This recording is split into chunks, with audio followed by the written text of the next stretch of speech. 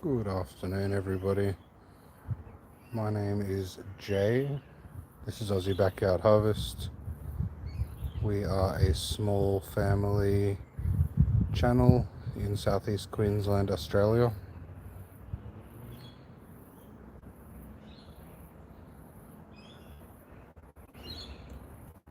We are showing our backyard and what we can harvest from it on YouTube.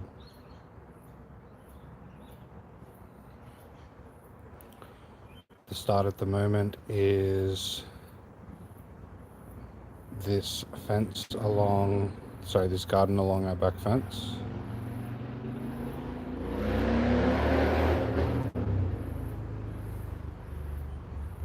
It's roughly 15 meters long and 1.2 meters wide. We have a bit of an extension on each end. This end has the concrete slab, which we are turning into a pumpkin patch. And the other end has a passion fruit vine, which we will be building a trellis for in the coming week or so, because it is starting to put out runners. So while we work up here and have a look around and wait for a few people to join us, we will do a walkthrough. Let's start at the other end so we can walk away from the sun. It is late afternoon here in southeast Queensland, Australia. We're doing a walk around of the garden, the backyard, showing you guys what we're up to. This is the passion fruit vine that I was talking about. It looks like it's in a pot, but I'm sure the roots have gone through into the ground because last year it was huge and we didn't overly water it very much. It was big enough that it went entirely over the whole garden and blocked out all the light. We let it grow all winter. We gave the gardens a nice rest to get it ready for this spring. So with the passion fruit vine now, we are setting up a trellis on this panel of fencing. We're going to do that in the next week or so. I'll do a video on it. We let it go crazy last time, but this time we will keep it under control because we've got a lot of work to get done in the backyard. So we're starting up at this end here. This is a passion fruit vine. It's a second season. Second season generally seems to be one of the better years for a passion fruit. Passion fruits only grow on the new shoots, so we've cut this back extremely hard, all the way back to within 30 centimeters or a foot of the ground. Every leaf was gone, every branch was gone, every vine was gone. So this one is going to be going here on a trellis. The trellis, the way we let it grow, it's just random. It'll grow to the sides, we'll trim it off. We do have over here, all of this grass is actually going to go over the coming months and be replaced with gardens, walkways and an entertainment area. But this one here is a grapevine. This one's only in its first year. It's a graft, so there's a very small potential it will fruit this year, but I don't think it will. Instead, this year is going to be used for training the trellis, training it onto the trellis. So we're going to go up to the height of the top rail there, all the way to eat that end, and then we're going to go down and around the corner. So the way you trim them is you let it grow all the way up. Once it reaches the top point that you want it to go, which is going to be here, you snip the top off, and then it's going to send out shoots each direction. So this year I'm hoping we can get up and around, at least to the end, ideally around the corner. We'll go inside and down to the other end. We're in southeast Queensland. Delirium 5993, welcome, thank you for being here with us. Yeah, we're in southeast Queensland, which is on the east coast. And then back to, yeah, the grapevine. The second year, it's going to be, we're going to run this another row. So we're going to have the first one about this to the top, spread it out. The next one year, we're going to go 2 down and spread it out. And then potentially in the same on the second year, we're going to run a third one. Those are going to become the trunk, and each year we'll trim them back to those levels. So for the first year, we're going to go up and out across the top. Second year, we'll continue it growing across the top, adding in the second and potentially the third layers of the trunk. So the grapevine is a work in progress, but it's there, it's in the ground, and it's going to get worked on. With all the training on that one on the trellis is a bit of a pain, but the passion fruit vine is just put a trellis there and let it grow. At the end of the season, we will cut it all the way back down, right back down to the plant. The grapevine, we will cut it right back down to those original trunks that we're going to lay out in the first 2 years. Both plants, the fruit only grows on their fresh year's growth. So once it's grown on there once, you can get rid of it because it's not going to grow on there again. All right, we'll look at a bit of a walkthrough here. This end of the garden's quite boring, but we'll get down to the end that has some nice plants in it. This is spaghetti squash. I'm trying to get it to grow up the trellis here, so I'll just leave it close by. It's actually harder than I thought it would be to try and garden through the screen of a phone. That one's going to grow up here, have some spaghetti squash. That was a discounted plant at the Bunnings. It's coming back nicely. You can see all the nice new growth down in here. And we have some flowers there opening up nicely in the mornings. This little square here is ginger that we got from the grocery store. We put a little short up about it, but basically all we done was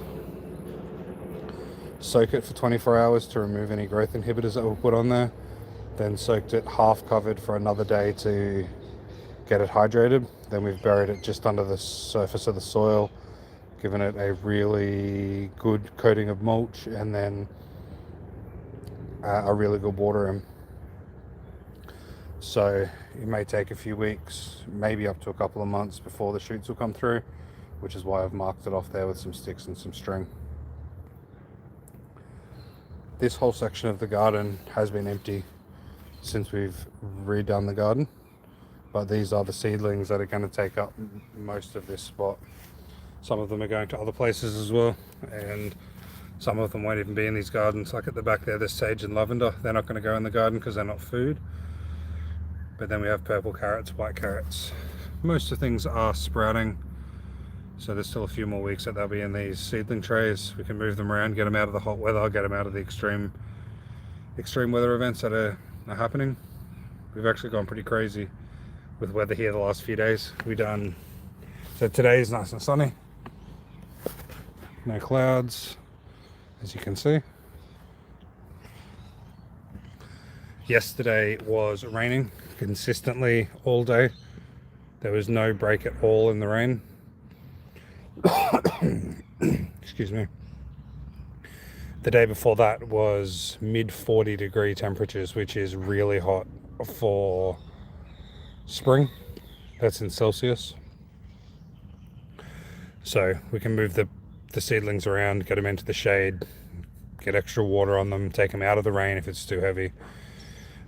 So I'd show you guys. I keep telling you that I have seedlings going, but I thought I would just show you what I do have so you can see what's going to be going in here.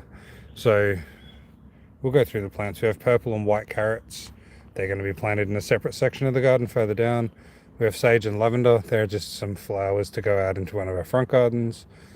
Marigold is a flowering plant, but we will plant it in this garden, or at least near this garden. It's meant to keep away pests and be a really good companion plant. Black cherry tomatoes, which are black. So they'll be like half black and half red. I googled the 3 best flavored tomatoes. Top best flavored tomatoes, and I bought the top 3. So that's one of them. In the front here, I have Cossack pineapple and Mexican sour gherkin. Cossack pineapple is, I think they call it a ground cherry.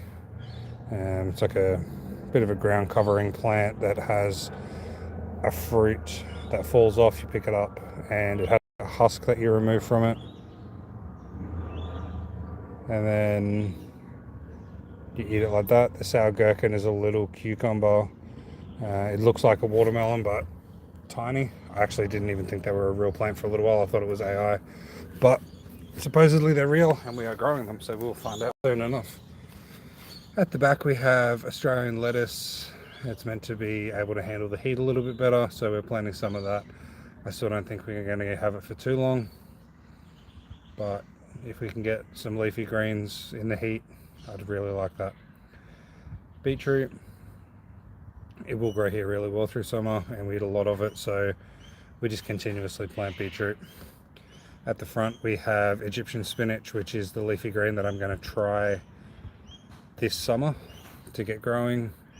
Supposedly it tastes the same as normal spinach, or even a little bit like baby spinach, so hopefully it's a nice mild flavor and we can use that for lunches. And then an edible flower, I can't even remember what they were called, but just for some cocktails while we're entertaining through summer. Some thyme is just a cutting, just to see if it'll grow from cutting, and the broccoli and cauliflower both say that they're going to grow through summer and be ready to harvest in autumn. So basically that's the extra seedlings that we've got going on in this area and through the rest of the garden. As soon as we plant those out, or even before we plant those out, we'll have more seeds going as well. We're going to try and continuously plant through this garden, but then also building out our new gardens and planting through them, so we will have a continuous harvest all year round. We can grow all year round here. Our hardest month to grow in is probably summer, but for what we're working with, we are trying to find some plants that we can plant all year round. So at the moment we're leading into the hot weather. That's what we're working on. Once it starts cooling down, we'll work on some cool weather plants. How long does it take for them to ripen? Which plant are you talking about? Look, most plants are roughly the same. A few months will go from seed to harvest. Some of them faster, like some lettuce varieties we can harvest within just a few weeks, some longer.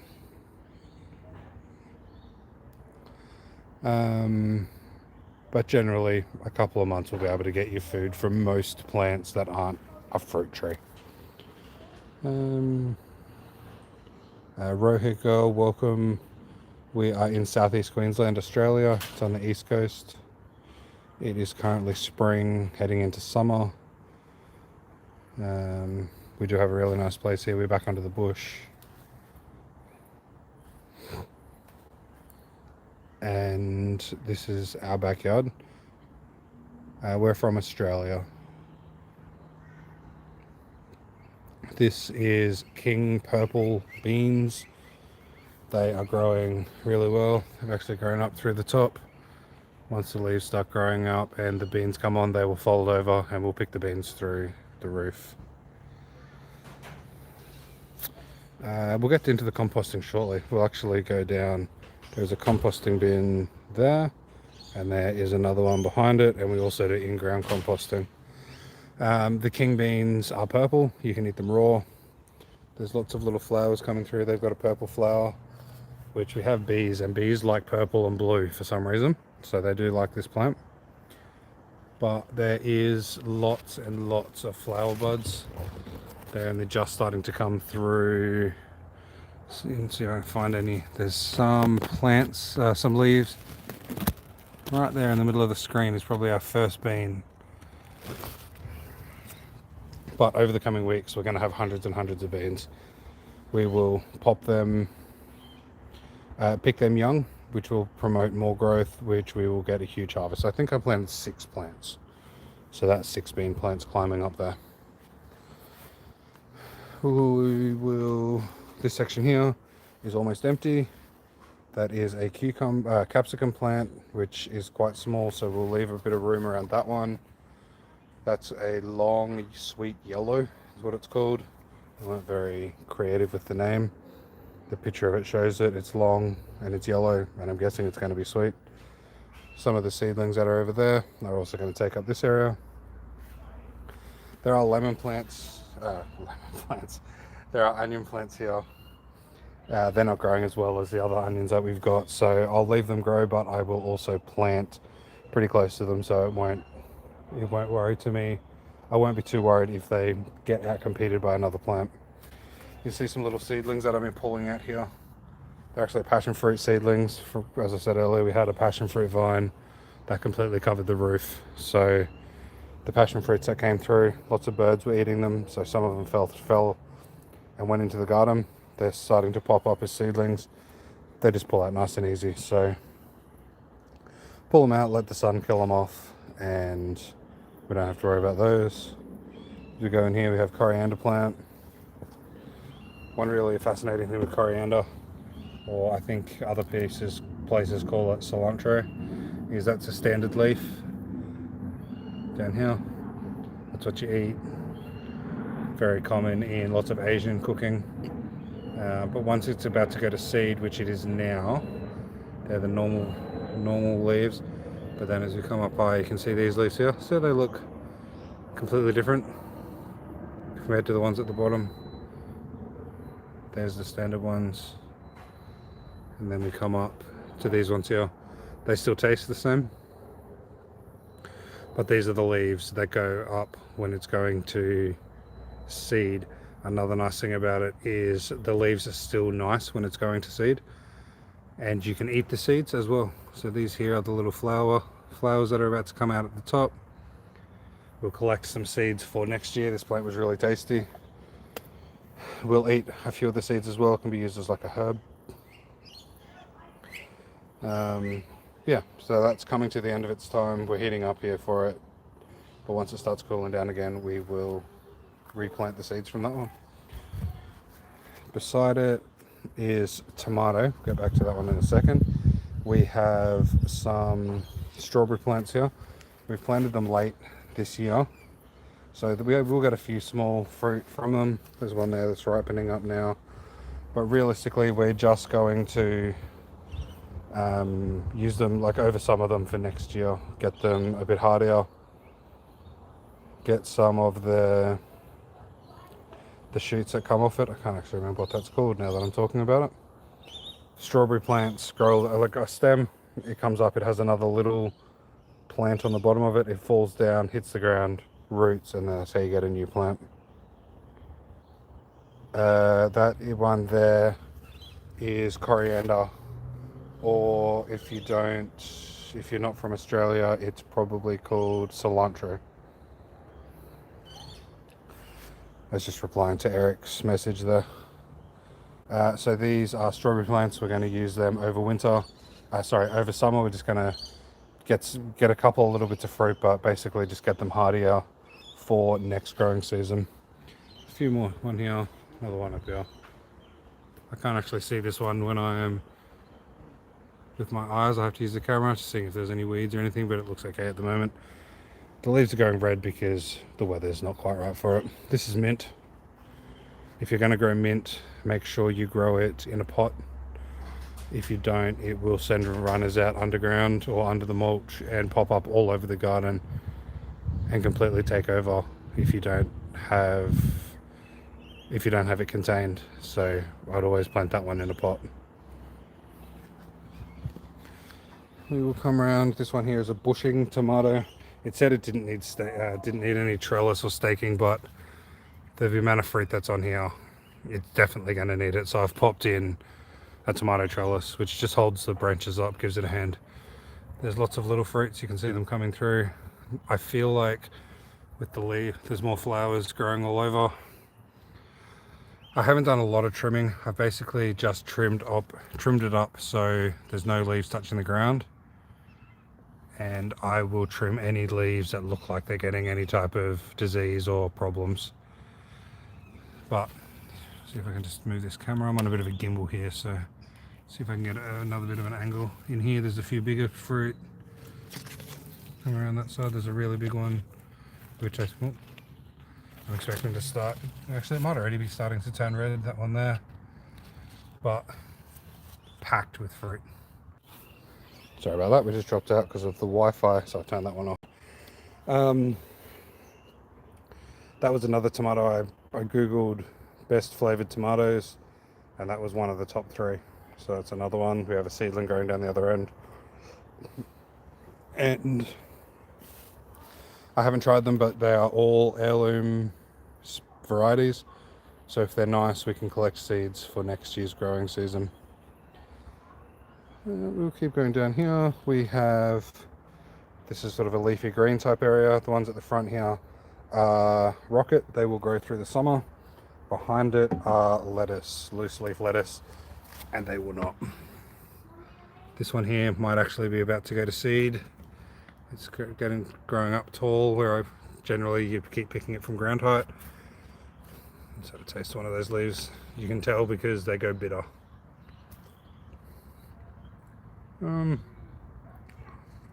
It's currently not too bad.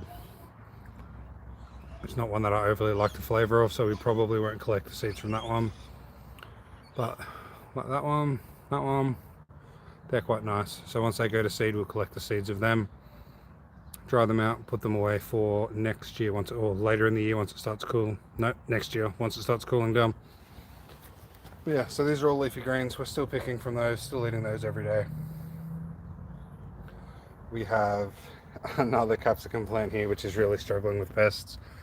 I've just bought some spray, so we'll spray that one this afternoon now that it's cooled down, and hopefully over the coming weeks that will shoot out a lot of nice new growth. There are some flower buds in the middle, so hopefully we can save that. That one's called Chinese Giant. Again, it's really small. Lots of people don't realize that capsicums are not just for 1 year. I forget what it's called. It's annual and perennial, so I think it'd be a perennial. You cut them back over winter as long as it's not too cold. Cut them back hard. Next spring they'll come back and they'll have a bigger harvest. So that's what we'll be doing with all our capsicum plants. Behind it are cucumber vines. They have nice flowers. We'll get in a little bit closer. So you can tell a male and a female flower. They need to be pollinated by a bee or an ant or a fly or anything else that's going to pollinate. See how that one looks like it has a tiny cucumber underneath the flower? That's a female. So you find a male, well, you can do it manually, but we don't bother.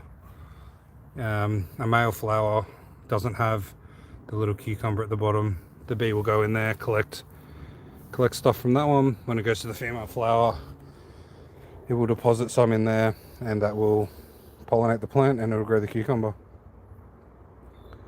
So that's a smaller one, and that's a bigger one there. They're both planted at the same time. This one's obviously just found something it likes a little better to grow a bit bigger, a bit faster. So we have lots of empty spots like here with nothing growing in it. With those seedlings up down the other end, we're going to continuously plant. So once the lettuce is finished, something will be planted there. Before the lettuce is finished, something will probably be planted in here beside it. So it'll be a continuous harvest and replanting rather than plant one section, go to harvest, remove it, replant that whole entire section. At least for the first year or two, it will be individual plants. We'll pull a plant, we'll bury a plant back in, add some compost, add some fertilizer, replant while the other plants around it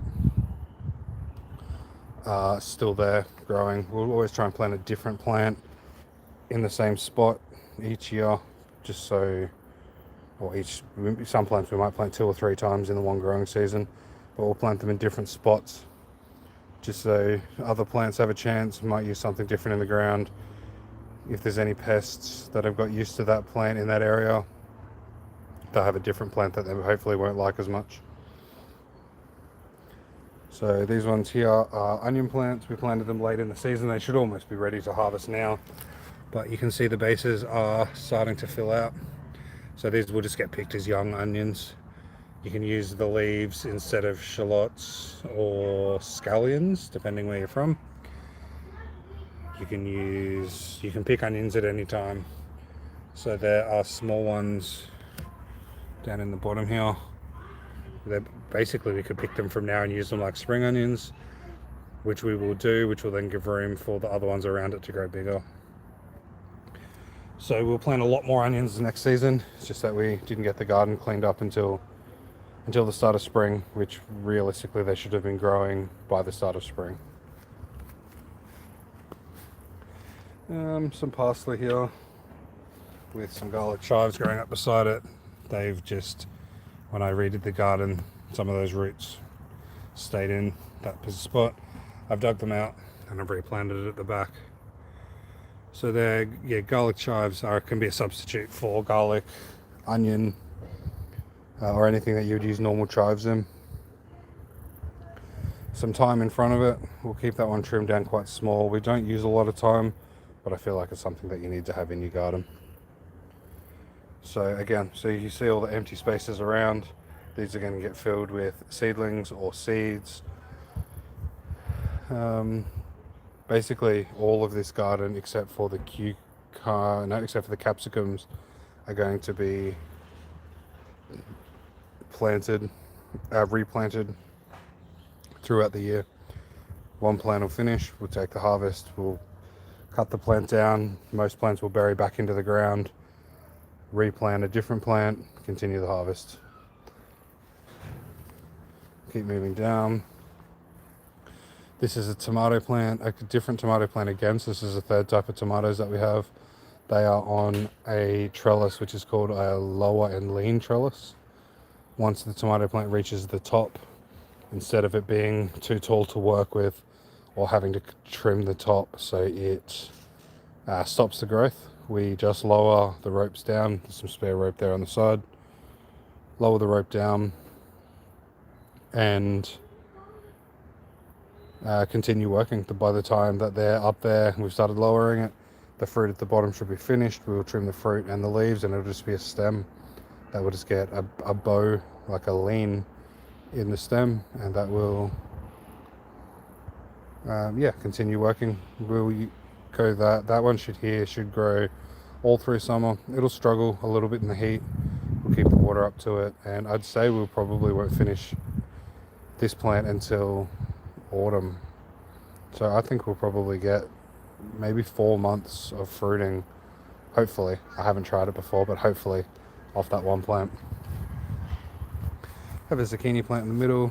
That one doesn't have anything around it, but they do grow quite big. So for a while at least, I either won't plant anything or I might plant some of those lettuce leaves, the Australian lettuce, a bit further away from it so they can grow. We get the harvest from those and they'll be gone before the zucchini plant gets out and takes over that area. This end of the garden, it has got a few fruit trees in it. We've got a mandarin at the back and an orange at the front. The orange is going to come out. We're just letting it grow a little bit. All of this grass, the climbing fort over there, is all going to be removed. So there's going to be plenty of spots that we'll be able to plant an orange tree. Maybe even out in the front yard. We've got some gardens that are not doing anything at the moment. So plenty of options of where to place that. For now, it's fine in that pot. In front of it's beetroot. We did have a second row of beetroot in front of it, but it didn't survive in the heat. We planted them out too young and they really struggled there. This is corn, sweet corn. Lots of people have eaten the corn but don't really know how it works. Most flowers either don't need pollinating. They get pollinated by a bee or another insect going between a male and a female flower. Corn's different, it's self-pollinating or wind pollinating. So at the top here is the pollen. Down here is the cobs of corn. You can see they're starting to go brown, but the stuff that comes out the top is called silk. It's not actually silk, it's just what they're called. And each one of those silks is connected to one kernel of corn on the cob. So when the breeze blows, it blows the pollen from up here, comes down as like a dust, touches the silks. Every silk gets touched, it then becomes pollinated, and that kernel of corn will grow on the cob. So you plant a bunch of corn together. This is not very many. I think there's 12 plants here. There's not very many in the group, but each plant can pollinate another plant's corn. So if you grow them in a group, the dust comes down, there's a good chance that every silk will get touched. So that means every kernel will grow on each cob. Just a bit interesting about a corn plant.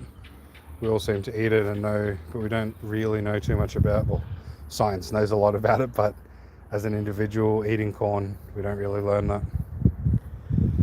This spot here, we've already got a second lot of corn growing. It's another sweet corn, but corn can cross-pollinate, as I was saying before.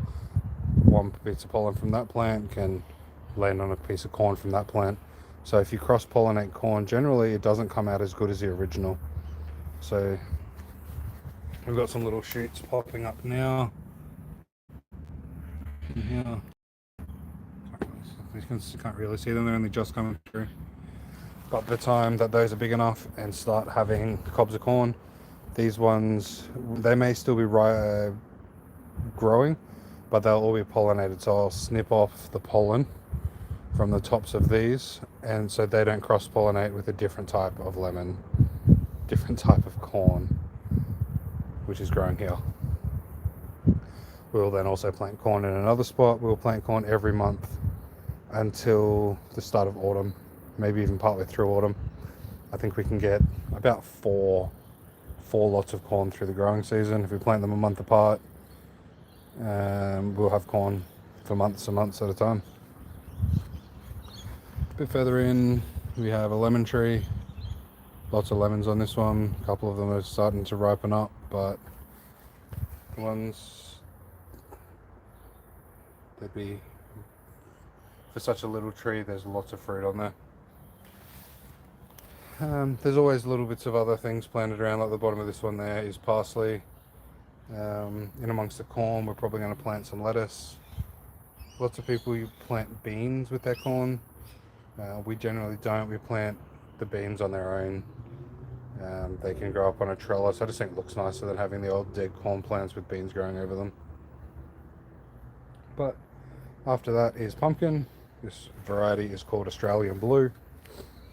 I have run the vines out and over this section here on straw, which was just a concrete pad that a shed used to be on. So now it is the pumpkin patch. We're just growing it out over that direction so we can use more of the backyard, grow some more stuff without it taking over the garden. So if it was grown this way, lots of these plants wouldn't be able to be planted here. It might probably take over all the way up to the raised section. But now that I have it growing out over the over the concrete, I can use the rest of the garden for more food. The other things we have over here are sweet potatoes. They're planted in a pot just for the ease of harvesting. We can pull the whole pot out, tip it upside down, pick the potatoes, rejuvenate the soil, and replant the sweet potatoes. There's a few things this year that are basically just preparing us for next year. So like this was just one single potato slip. I didn't have any sweet potato growing. And you grow sweet potato from a cutting which gets roots, and then they're called a slip. In that size pot I'd normally plant probably 5, but I didn't have any, so I bought one. I have planted it, and we'll just take this, once it's ready to harvest, we'll just take some slips, and that will be the next harvest. We can grow sweet potato all year round. So as soon as we finish before we finish it, we will take some cuttings, root them, have them ready, so as soon as we harvest it, rejuvenate the soil, we'll plant the new slips in the same day and start the cycle over again. Sweet potatoes keep quite well, so if we do 2, almost 3 harvests a year, we can generally keep sweet potato going all year round. Behind that is lemongrass. The reason that one's in a pot is because it will take over. So we'll pick the lemongrass as we need it, but then once it fills the pot, we will harvest all of it out, replant a small piece in the middle of some of the new growth, and start over again. You can freeze it, you can use it as it's growing. Basically what we'll do is we're using it as we grow it, so we'll give away most of what we harvest when the pot's full. But you don't want too many roots in there. Lots of people just let it keep growing. I feel like it starts to struggle. The pot runs out of nutrients, the roots ball up. So We'll let it grow out to the edges, harvest the whole thing, regrow it. One thing I've noticed, which I don't know if you guys knew, is this is straw. I think I can't actually remember what type of straw it's from, but it had seeds in it. I was going to put it in the garden, but I'm glad I didn't, because there is stuff growing in it. So I'm guessing that's either whatever the straw was or some weeds that were growing in amongst it when it was harvested. So what I'll do is I'll just keep picking them out. By the time the pumpkin's finished, I will turn it all over. This area is going to be used for chickens once the pumpkins are finished. Going to put a chicken coop in here. So I will probably just leave it for the chickens to go through. They will eat all the seeds, eat all the new growth, compost it down, and then after that I'll put it into the garden. Earlier on, I think it was... who was asking about the compost? Someone was asking me about compost. What do you use for compost? Eric. If you're still here, Eric, this is our compost bin. We have a small one here, which is a bit of an experiment that we're doing. This one over here is a little bit bigger.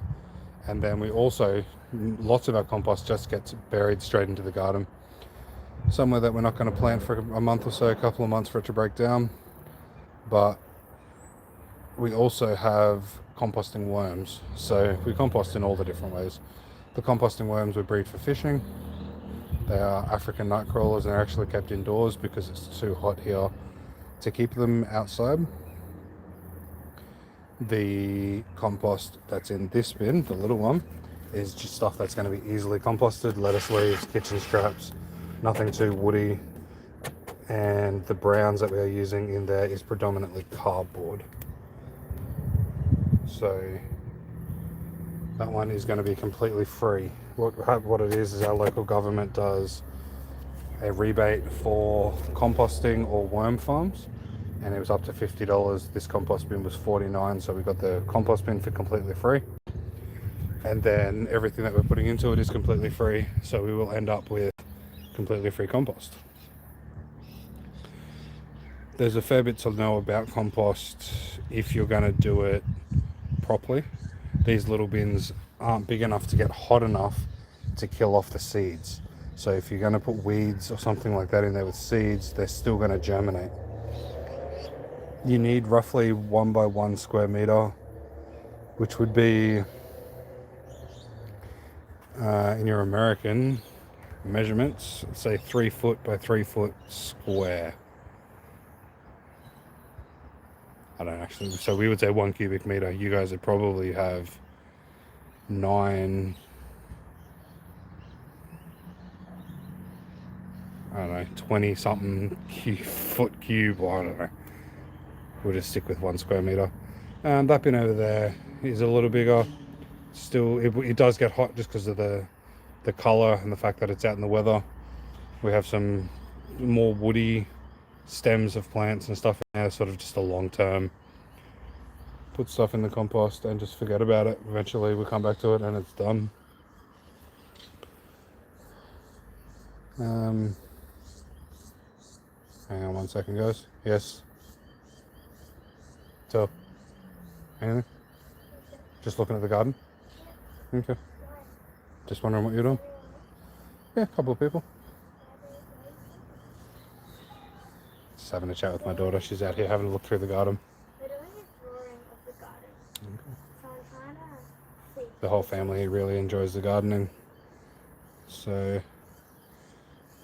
besides the worms, the only other animals that we currently have are bees. We have 2 different types of bees. It's getting late in the day, so they weren't going to be as active as they are in the hotter weather. But these are European honeybees. This is a swarm that we collected. We have to requeen it and add in some resources, but it's now going strong and it's almost time to move it up to a full-size hive. I'm not completely sure yet, but that hive is actually going to be moved down to there.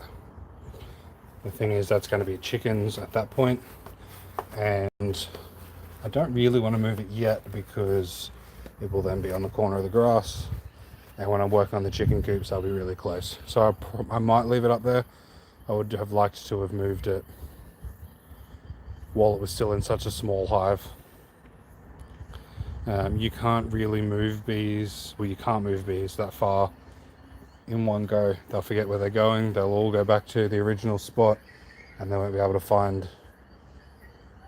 their home. So if you want to move it more than a meter, you can either do it a little bit each day, or you can close them up, take them away for, I think it's over a month or 2 months, then bring them back.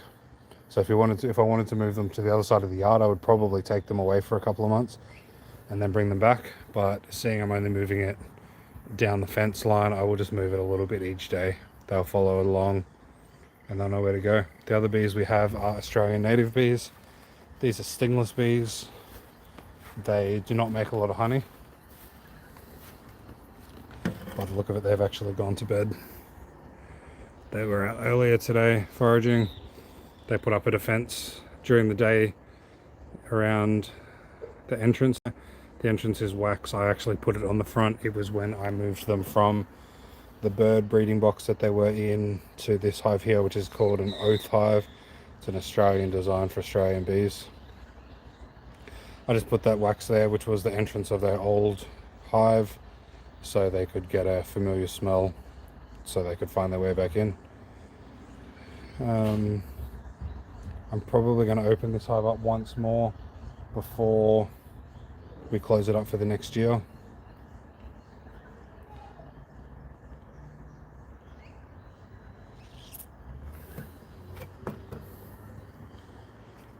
But we'll turn back around here. We will have a quick one more walk down the garden, and then we will call it a night. It's actually getting dark here. The camera does a really good job of continuing to show light when it's getting dark. If you're interested in our backyard, hit the subscribe button. I jump on every couple of days and do a live. I think we've had a couple of days off because of the weather. It's such a nice day today. No clouds in the sky. It's the sun just dropped down behind the horizon. I'm not sure if you can hear the birds, but we've got the birds singing. But yesterday rained continuously the whole day, which is not a very common occurrence here for a whole day of rain. But the crazy thing is, the day before that we were in the mid-40s temperature Celsius, which is extremely hot for spring. And the day before that we had a really big storm. So if you wanted to see the storm, jump on our page and go to the lives. There was one there you can see with a big storm in it. But yeah, the weather's been crazy, but today we're back out enjoying the afternoon. The weather's cooled down to high 20s in the afternoons. The garden's looking really nice after the rain that we've had, and I can see over the back that there's flowers out there for the bees. So everything's looking really good here for the garden. I appreciate all of you hanging around, having a chat, looking through the garden.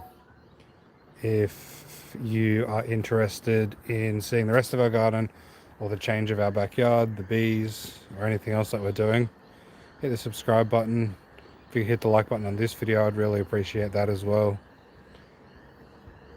If you have any ideas of videos or anything that you would like us to see, try, or even a plant that you'd like us to grow, send us a message. Or actually, you can't message us. You can leave a comment on any of our videos. Jump on our page and have a look through. We may have already done what you were thinking of.